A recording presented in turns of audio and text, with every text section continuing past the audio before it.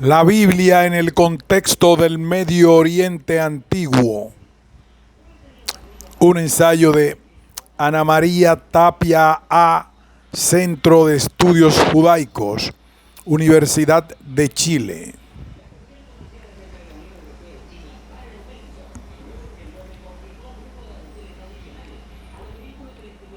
Introducción. La Biblia puede considerarse como una colección de escritos conservados desde la época en que el pueblo hebreo poseía independencia. Estos escritos, que formaban parte de su literatura nacional, fueron posteriormente canonizados y, con el carácter de sagradas escrituras, constituyeron la base del judaísmo. Los hechos narrados en la Biblia cobraron su verdadera dimensión histórica cuando Jean-Paul Botta, cónsul de Francia en Mosul, descubrió en 1842 el palacio de Khorsabad, donde encontró relieves que ilustraban con todo detalle la deportación de los israelitas. En ese momento comenzó la gran fiebre por la arqueología bíblica y se formaron numerosas sociedades de investigación arqueológica que, tomando como base los escritos bíblicos, procedieron a realizar excavaciones con el fin de demostrar que la Biblia era verdad. Desde ese entonces y hasta ahora, el mundo ha sido testigo de los descubrimientos que dan a conocer personajes, pueblos y sitios que en ellas se mencionan y que vienen a atestiguar su valor como documento histórico. Con Paul Botta nació Al-Aluz Sargón II, el monarca asirio vencedor de Samaria, la capital del reino de Israel. Según se desprende de las inscripciones que recordaban los detalles de la deportación de los israelitas. Este hecho, narrado en el texto bíblico, aconteció en el año 722, primero antes de la era cristiana. En 1845 llegó a Mosul Henry Layard, quien se dedicó a excavar principalmente las grandes ciudades asirias, Nínive, Calá y Asur. Sus hallazgos fueron de mucha importancia. Pueden observarse relieves que muestran al monarca Salmanasar III recibiendo el tributo que le entregaba Jehú, el temible monarca israelita. Este acontecimiento, que aparece mencionado en el esculpido en el monumento llamado Obelisco Negro, tiene su correlato en la Biblia.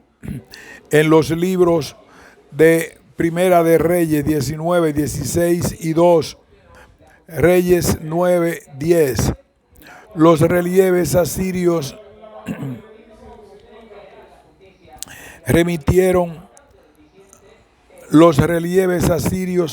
permitieron remontarse a la época de los vencedores de Israel, evocados constantemente por los profetas. En 1872 la conmoción fue aún mayor.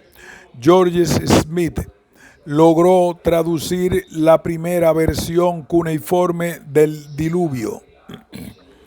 Los hallazgos arqueológicos fueron en aumento y cada vez más en lugares diversos fue recuperándose parte del patrimonio cultural de los pueblos con los que en mayor o menor medida Israel se contactó.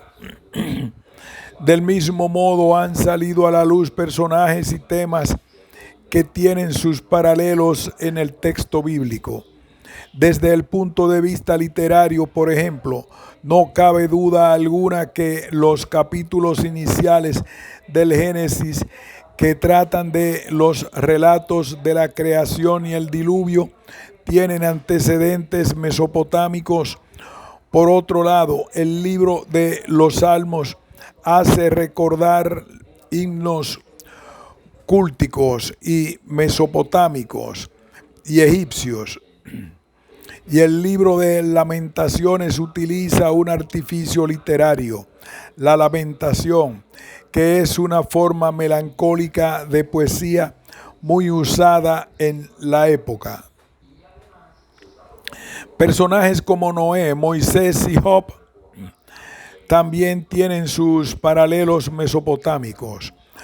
Para el primero, Ziusudra y Utnapishtim, los héroes del relato diluvio sumerio y asirio respectivamente.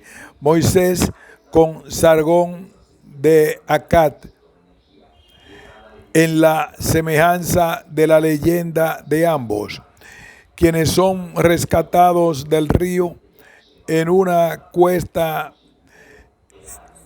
embreada, y Job tiene su correlato en el relato del justo sufriente. Por otro lado, el código mosaico tiene sus antecesores en los códigos de Hammurabi, Bilalama y Ur-Nammu. Nada viene de la nada ni brota por generación espontánea. Israel y la Biblia son producto de su medio y debemos entenderlos en el contexto del Medio Oriente, en donde se hallan insertos, y de las relaciones que ha mantenido a lo largo de su historia con los pueblos que le rodeaban.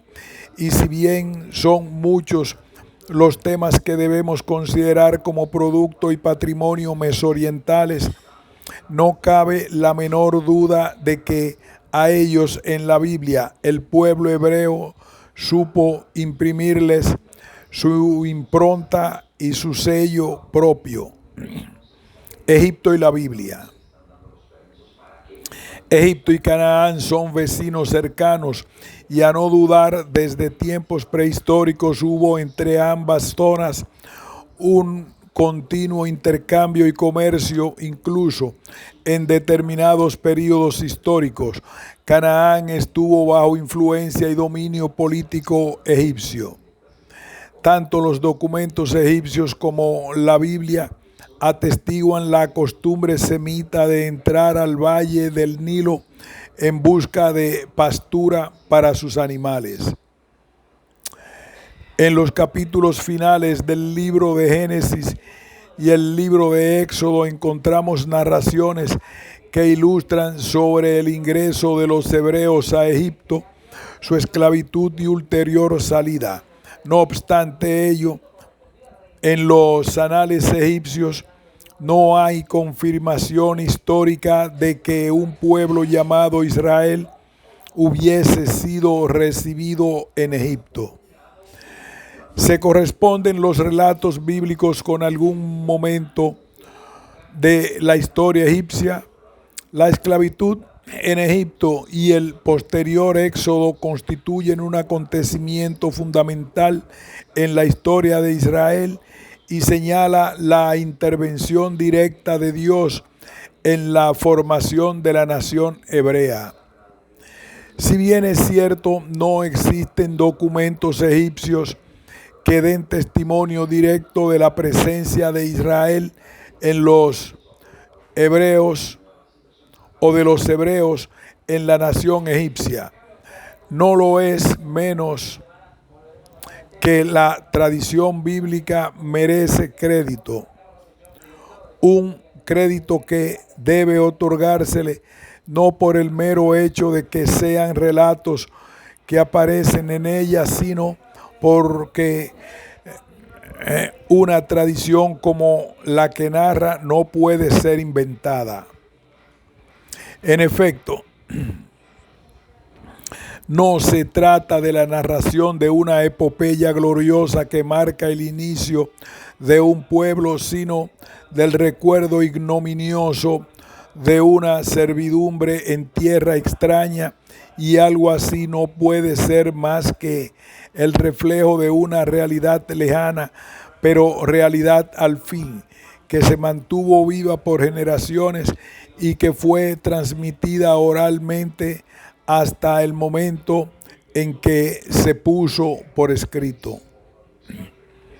Por el lado egipcio hay una serie de condicionantes que explicarían esta falta de documentación. Por ejemplo, el que los contactos siempre se realizaron en la zona del delta, donde prácticamente no se han encontrado documentos oficiales. B, el que lo que se conoce sobre Egipto está basado principalmente en textos religiosos grabados en tumbas y templos, y son muy pocos los informes especiales que han llegado hasta nosotros.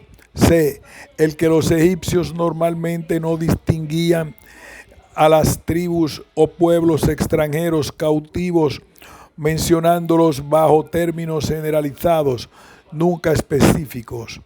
D, el que los anales egipcios eran siempre positivos y enfatizaban las victorias del faraón. No acostumbraban a mencionar sus derrotas y debilidades a menos que estuviesen referidas a épocas pretéritas.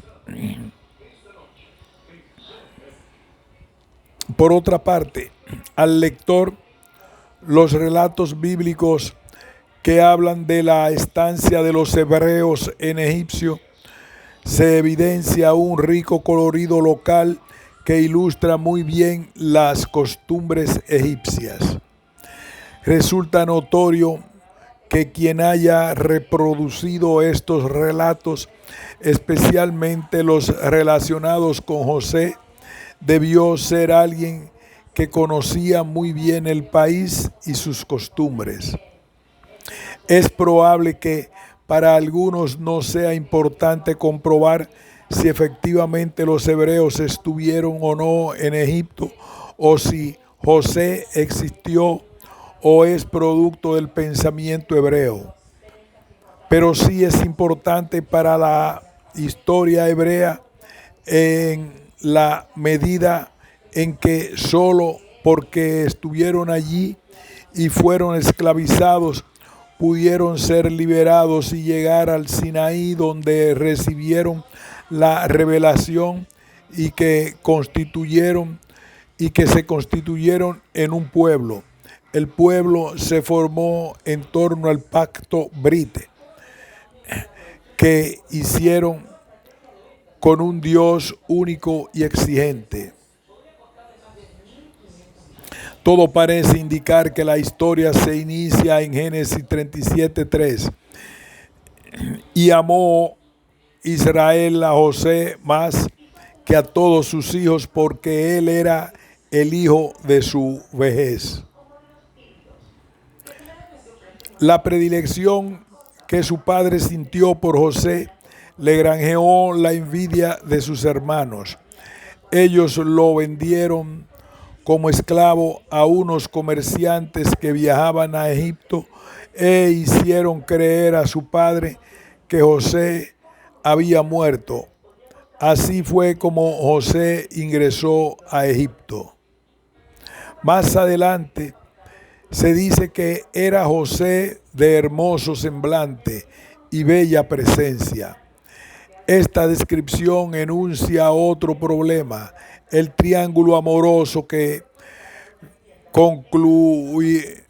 concluirá con José en la cárcel. Este otro hecho fortuito permitió que José interpretara los sueños de los prisioneros, el copero y el panadero del rey. Gracias a esta capacidad interpretativa, José fue conducido a la presencia del faraón, a quien interpretó sus sueños, y más tarde, por su habilidad, llegó a ocupar el cargo más alto del reino. Se convirtió en visir de Egipto. Y hubo hambre en todos los países, mas en la tierra de Egipto había pan. Génesis 41, 45b. Y vinieron los hijos de Israel a comprar entre los que venían, porque había hambre en la tierra de Canaán. Génesis 42, 5. Se produjo el encuentro entre los hermanos, la reconciliación y la invitación de descender a Egipto. Israel, Jacob, vacila, pero Dios le dice: yo soy el Dios de tu padre, no temas descender a Egipto, y yo también te haré volver, y la mano de José cerrará tus ojos. ¿Qué mejor para Israel? Jacob. No solo le ratifican la promesa de que será una gran nación, sino que le aseguran protección, y el que su hijo predilecto, a quien había llorado por perdido, estará junto a él en el momento de su muerte. La narración de los relatos de José tiene un riquísimo colorido local que ilustra fehacientemente las costumbres egipcias, y a no dudar, quienes reprodujeron esta historia debieron haber sido personas que conocían muy bien Egipto y sus costumbres. He aquí algunos ejemplos de ello. A. José y la esposa de Putifar. José es nombrado mayordomo en la casa de Putifar. Ese cargo existía en las casas de los nobles egipcios. Génesis 39:4. Un título similar, pero a nivel del país, fue el que le otorgó el faraón. La historia de la Fer con la esposa de Putifar no es un motivo nuevo dentro de la literatura egipcia. Está presente en el género de la denominada literatura picaresca. En efecto, existe un relato que data de la dinastía XIX, en el que se narra acerca de un joven escrupuloso a quien la esposa de su hermano mayor acusa falsamente de intento de seducción. B. La interpretación de los sueños. La interpretación de los sueños es un tema de gran importancia en todo el Medio Oriente antiguo. En el caso específico de los sueños a que hace mención el relato bíblico, podemos decir que los títulos del jefe de los panaderos y jefe de los coperos del rey corresponden cargos existentes en la corte egipcia, y que el sueño del faraón corresponde a una antigua tradición egipcia que habla de 7 años de hambruna en Egipto. Es por todos conocidos que la prosperidad del país depende del flujo regular del río Nilo, especialmente en su desborde anual, que es el que fertiliza la tierra. Un año de miserias es el reflejo de un año de Nilo bajo, y en Egipto se conocen hasta el momento 2 versiones sobre este hecho, ambas anteriores a la época de los hebreos en Egipto. Los 2 sueños que Josué interpretó. Génesis 40. El copero soñó que había una vid delante de él en la que vio 3 sarmientos. Sus racimos maduraban y él las exprimía en la copa del faraón. El panadero soñó que había 3 canastillos blancos sobre su cabeza. En el más alto había manjares de pastelería para el faraón y las aves comían del canastillo que había sobre su cabeza. La interpretación de José fue que los 3 sarmientos y los 3 canastos representaban 3 días, al cabo de los cuales serían llamados ante el faraón para recibir su veredicto. El copero sería liberado y restituido en su cargo. El panadero, en cambio, sería castigado con la horca. Así aconteció. Los sueños del faraón. El faraón soñó 2 sueños. El primero, en el que del río subían 7 vacas hermosas y gordas que fueron comidas por otras tantas vacas flacas y de feo aspecto que también procedían del río. El segundo, muy parecido al anterior, 7 espigas llenas y hermosas crecían de una sola caña. Después surgieron otras espigas menudas y pequeñas que devoraron a las espigas gruesas y llenas. Los sueños del faraón corresponden a una antigua tradición de 7 años de hambre en Egipto. La abundancia y la hambruna están en íntima relación con el río Nilo. La prosperidad país depende de su flujo regular y especialmente de su desborde anual causante de la fertilización de la tierra. Así entonces, un año de miseria es el reflejo de un año de Nilo bajo. Los documentos egipcios aportan 2 relatos al respecto. El primero, descubierto al sur de Tebas, al que Jacques Bandier data en la época del primer período intermedio,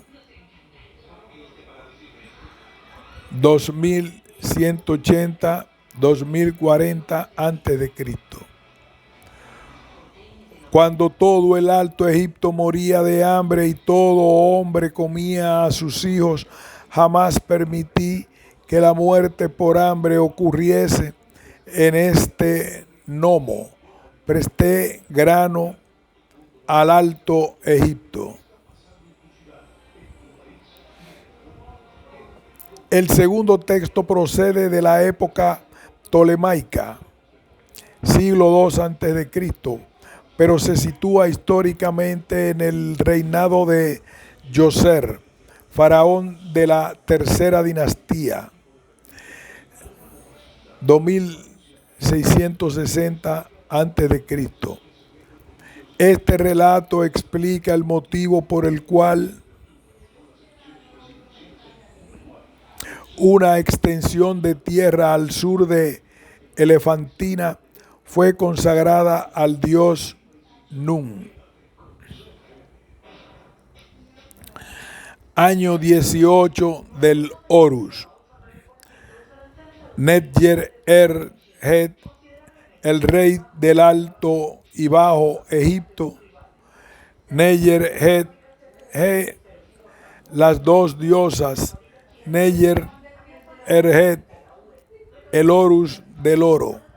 Djoser, y bajo el conde, alcalde, familiar real y veedor de nubios en Elefantina, Madir, se le presentó este real decreto.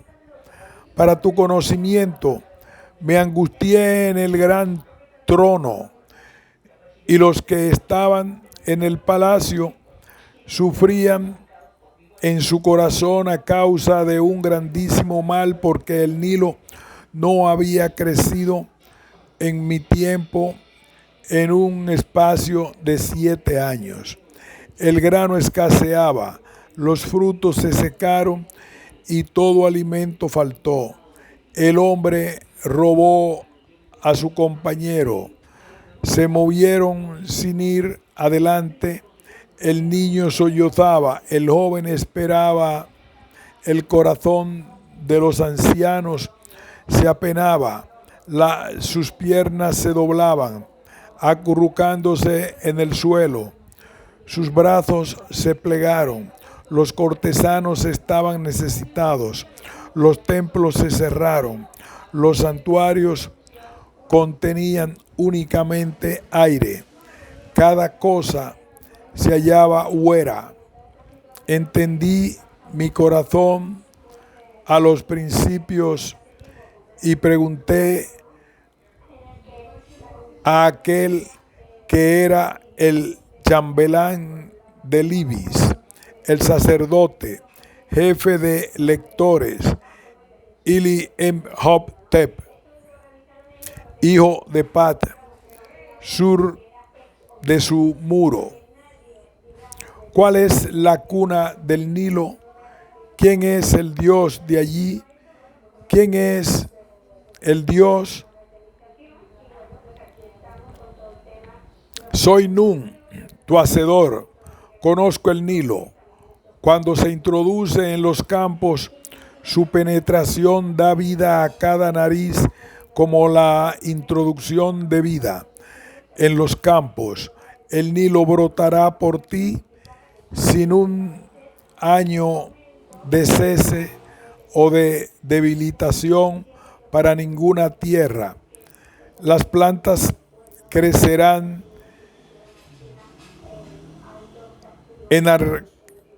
enarcándose bajo el fruto.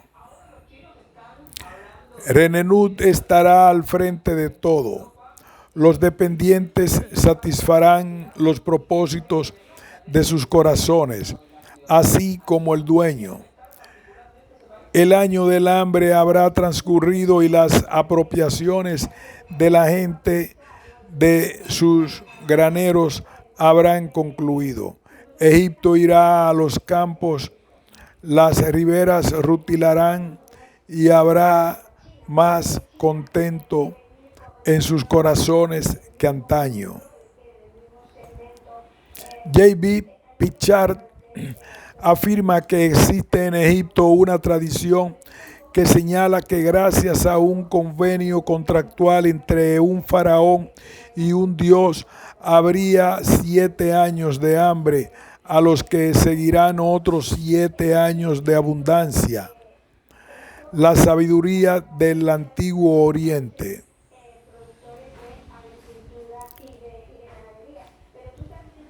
C. José, visir de Egipto.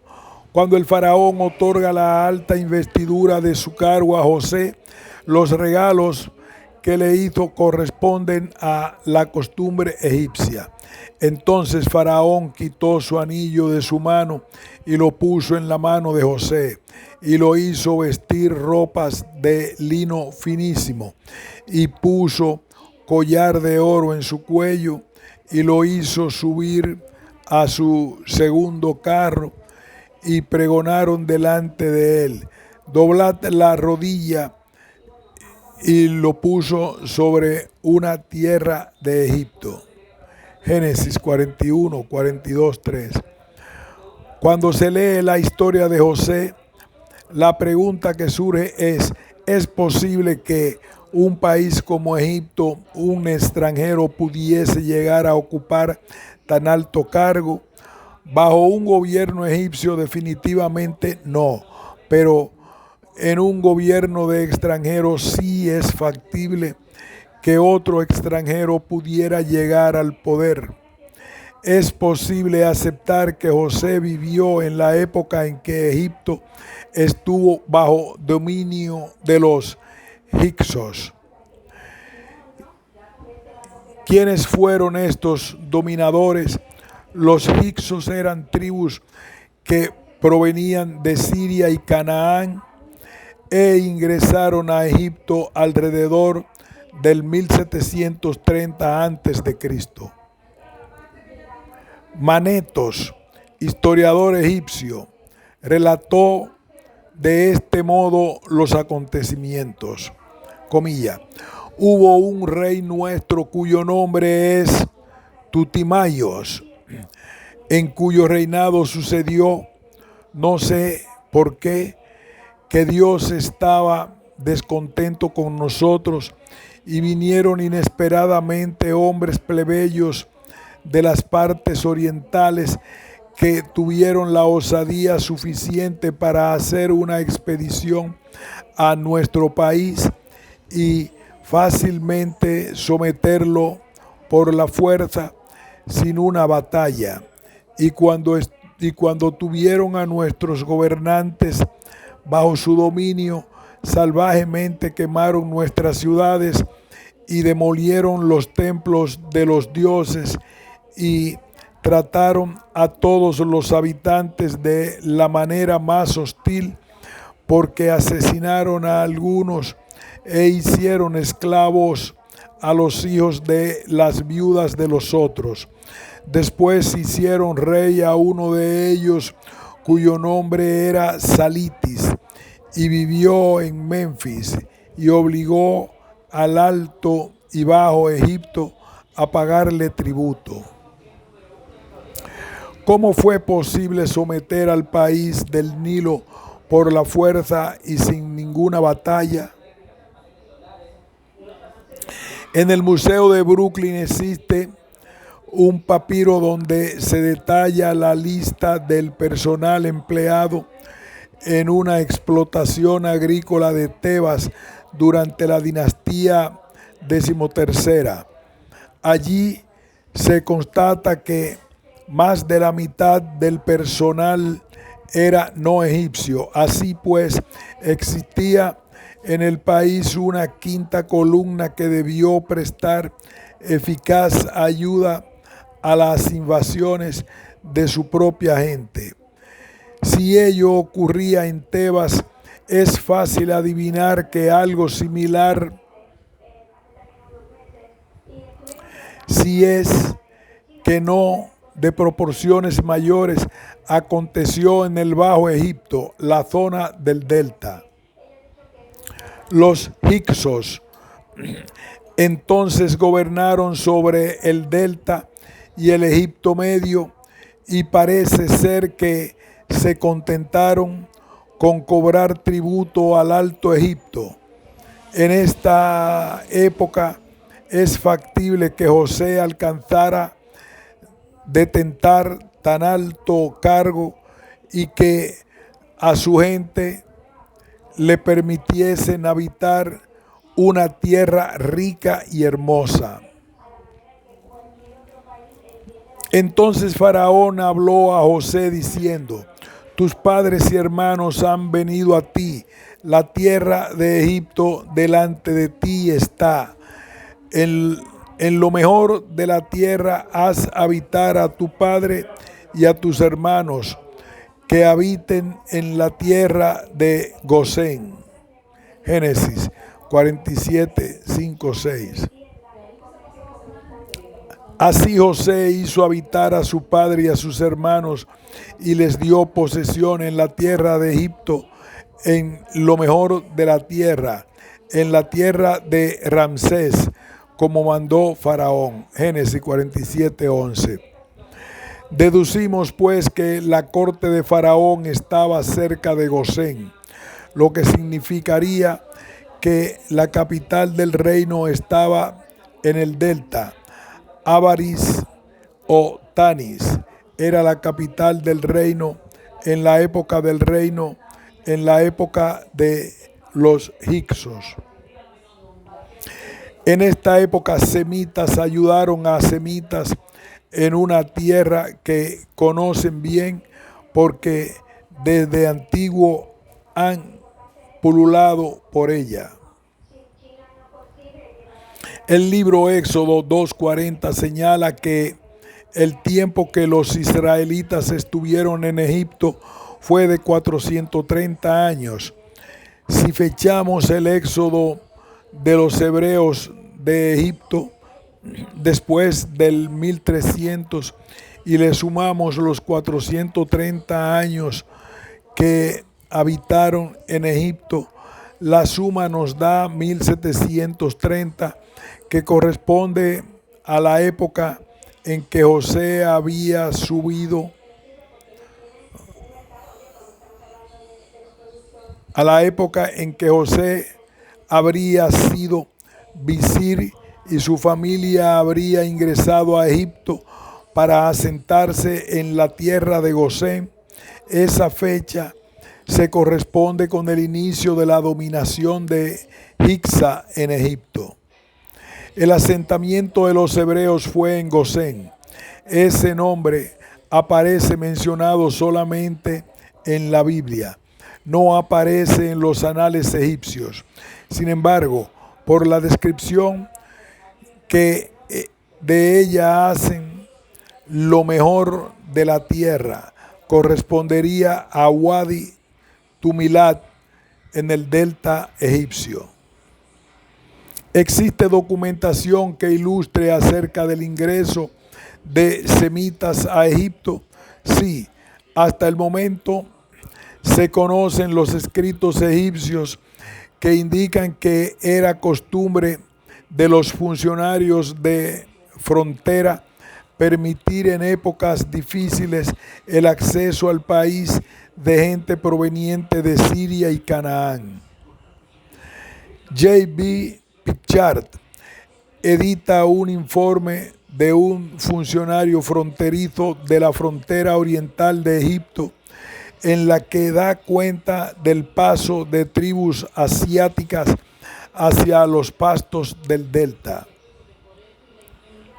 El escriba Inena, comunicando a su señor, el escriba de la tesorería Quack Abu, en vida, prosperidad, salud, he aquí una carta para hacer saber a mi señor, a otro comunicado a mi señor, a saber, he cumplido todas las comisiones confiadas a mí, como era conveniente y fuerte, como el metal, no he sido descuidado. Otro comunicado de mi señor, a nosotros acabamos de dejar pasar las tribus beduinas de Edom por la fortaleza Mernepat, Hotep Hirmat, vida, prosperidad, salud, que está en Yeku. A los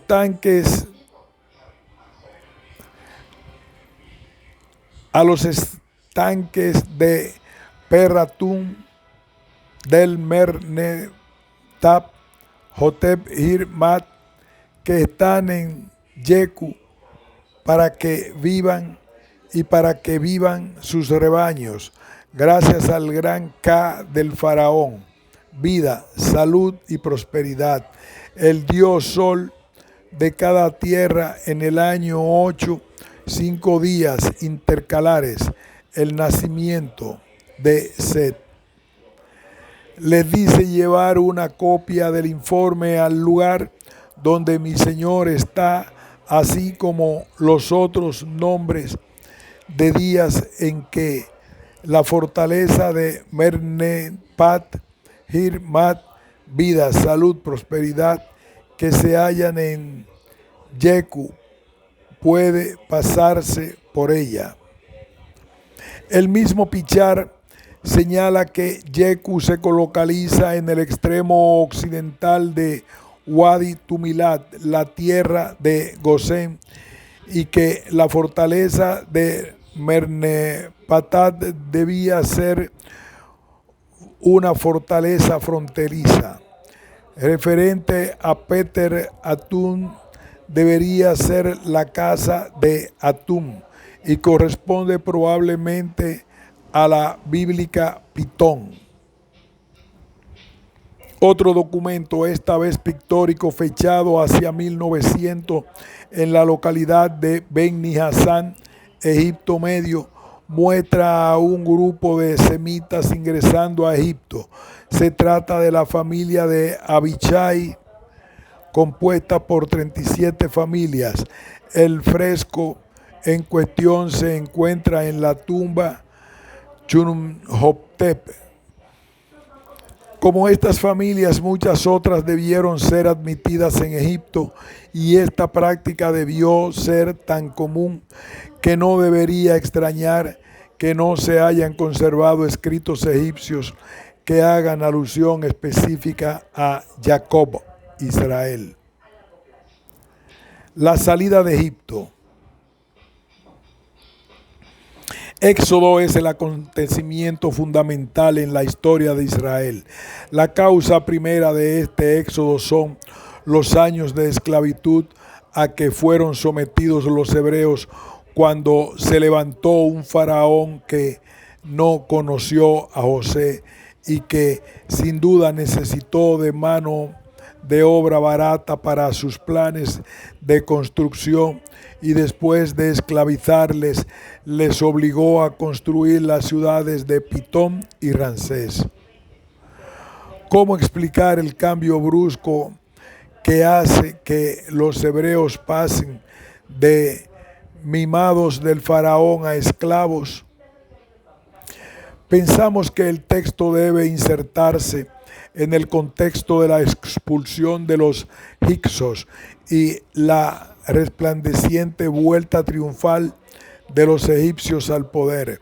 Los egipcios arrasaron la capital hicsa y borraron todo vestigio de su ignominioso periodo. El faraón que no conoció a José debió ser el mismo faraón de la opresión.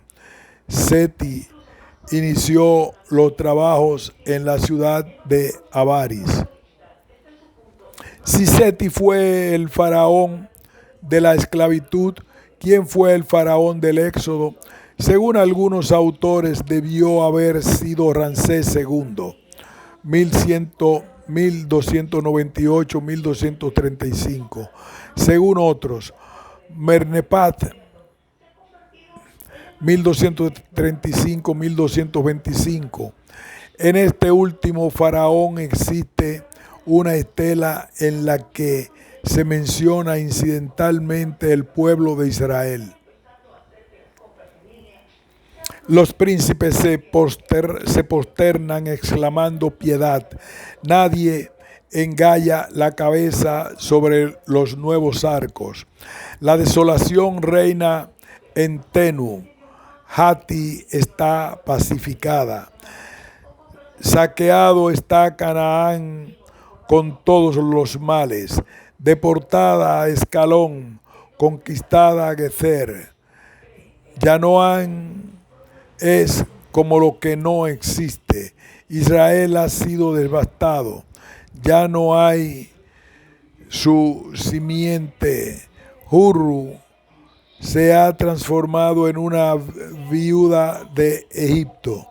Todos los países están pacificados. El inquieto ha sido ligado por el rey del Alto y Bajo Egipto, Ban-en-re Meriamón, el hijo de rey Merneplat Jotet Hirmat, que se recibe vida como rey cada día. J.B. Pichard, obras citadas. J.B. Pichard escribe: se ha dado gran importancia al hecho de que la palabra Israel sea el único nombre de este contexto que lleve el determinativo del pueblo en vez de país.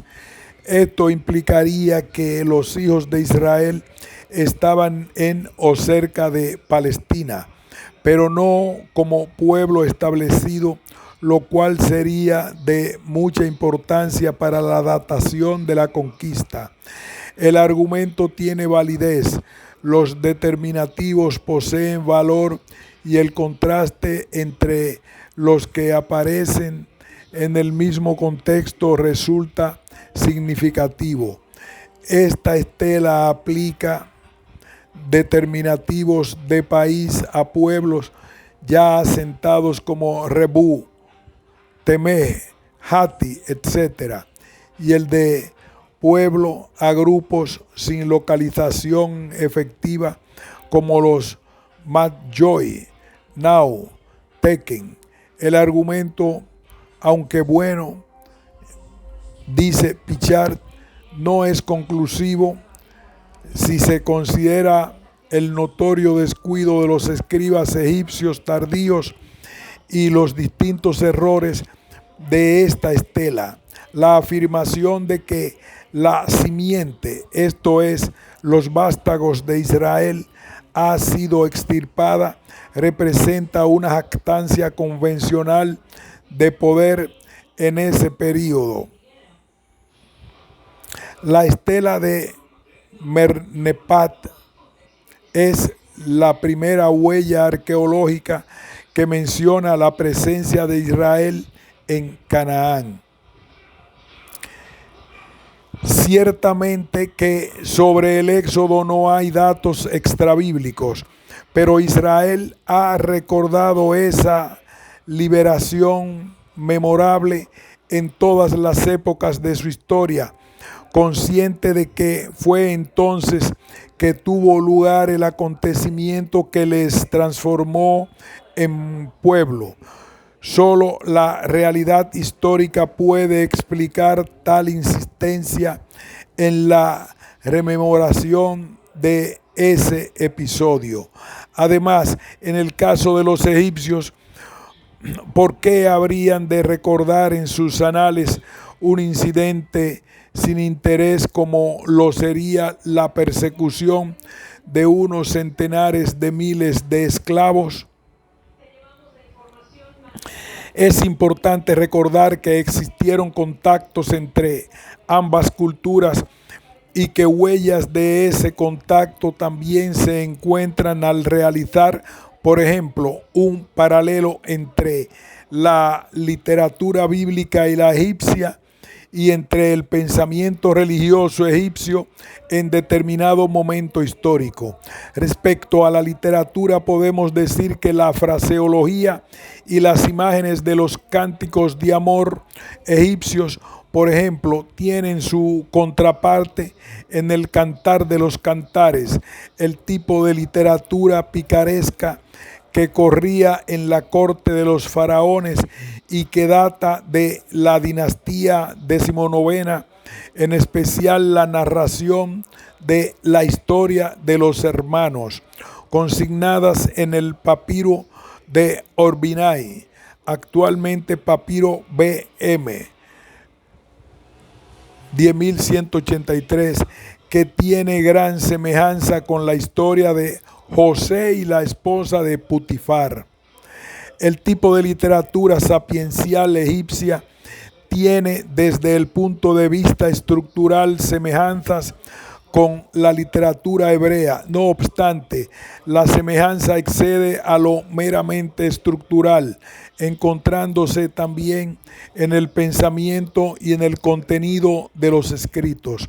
De la literatura sapiencial egipcia han llegado hasta nosotros ejemplares altamente interesantes y hermosos, entre ellos las enseñanzas del Tap-Hotep, las enseñanzas del Kagemni, las enseñanzas de Amenemnope, las instrucciones de Merikere, entre otras. Una comparación entre ellas y muchos pasajes del Antiguo Testamento, Tanakh, revelan una sorprendente comunidad de pensamiento que sugieren la influencia egipcia. Veamos tan solo un ejemplo. Proverbios.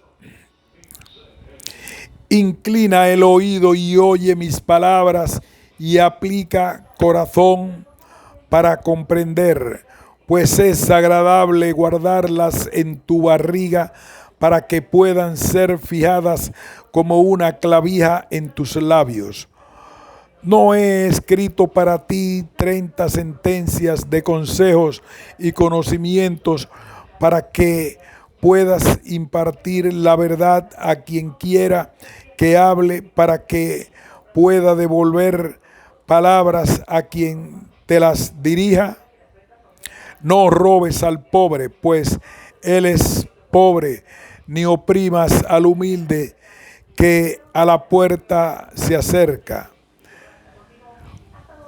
Un hombre que conoce bien su profesión ante los reyes se mantendrá firme.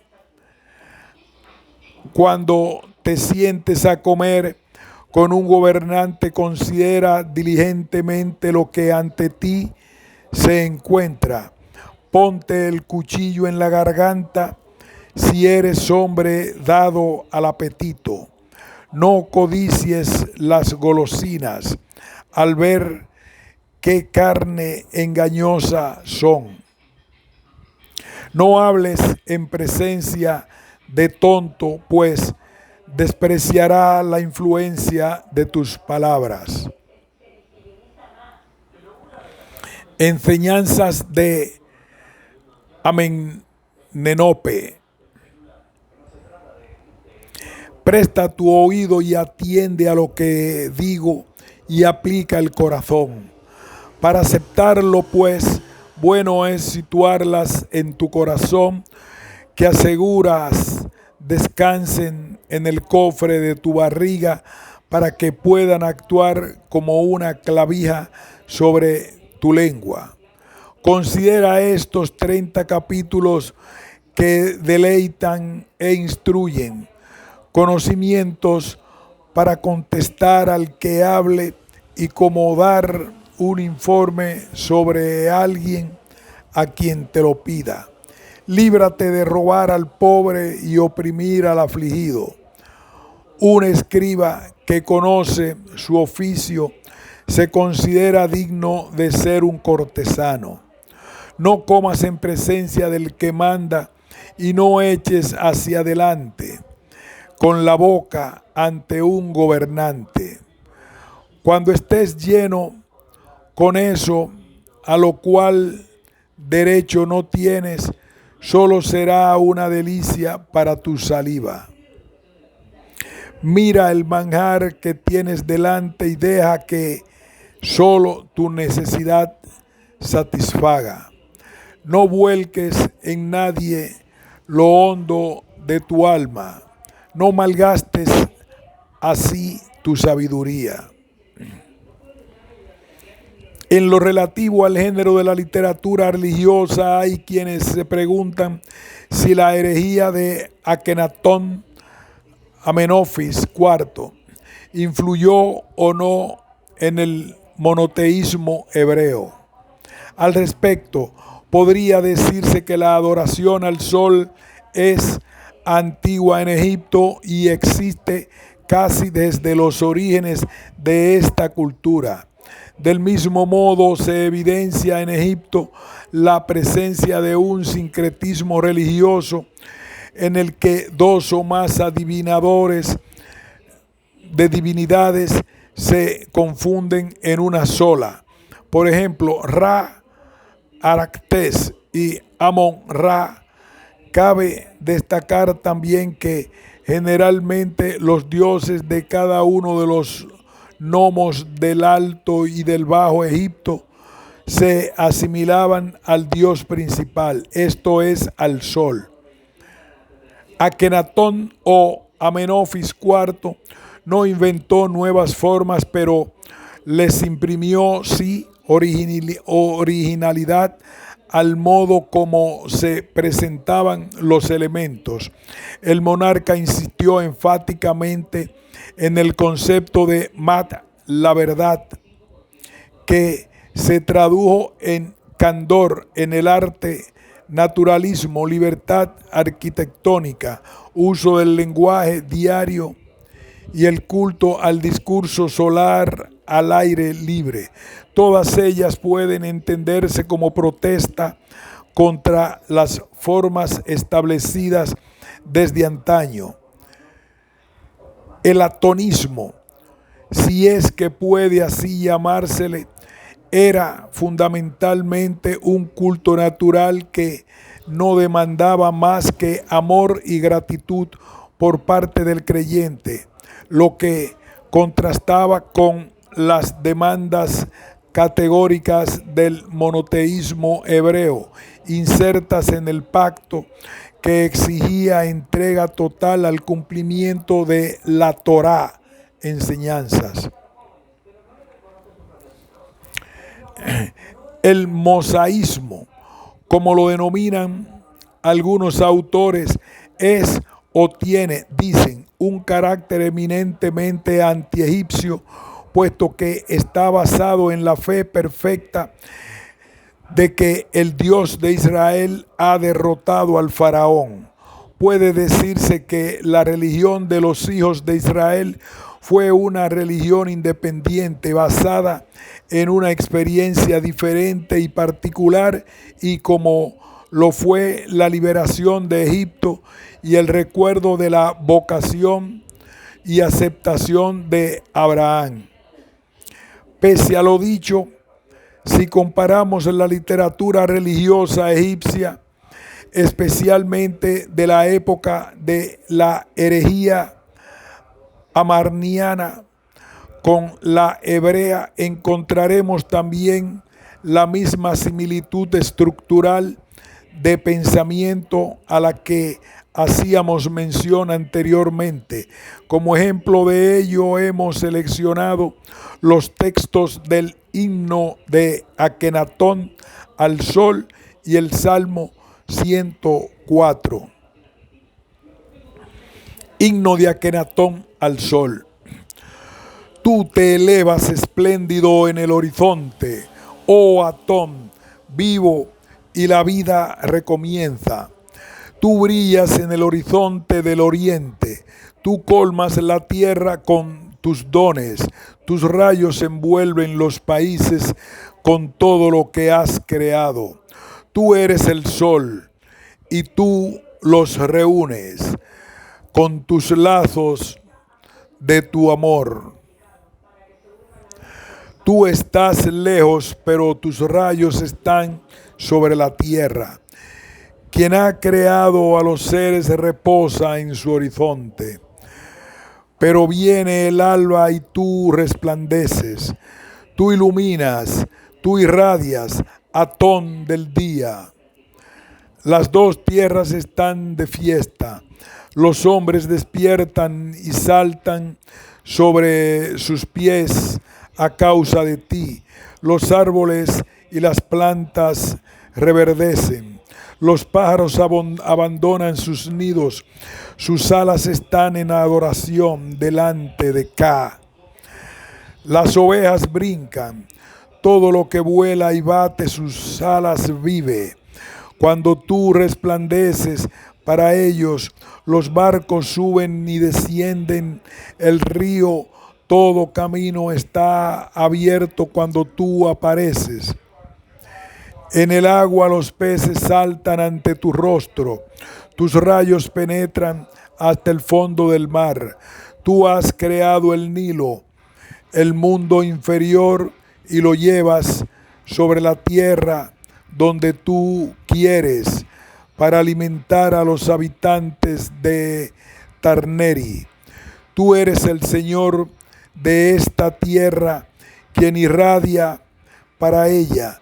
Tú, el disco del día, muy poderoso, y para los pueblos alejados, tú creas lo que ellos viven. Tú has colocado al Nilo en el cielo para que caigan para ellos. Él bate las montañas con sus ondas como el mar para regar sus campos y para sus rebaños. Tú has creado las estaciones, el invierno para que tengan frío y el calor. Cuán numerosas son tus obras y misteriosas a nuestros ojos. Tú, único Dios, que no tienes semejante.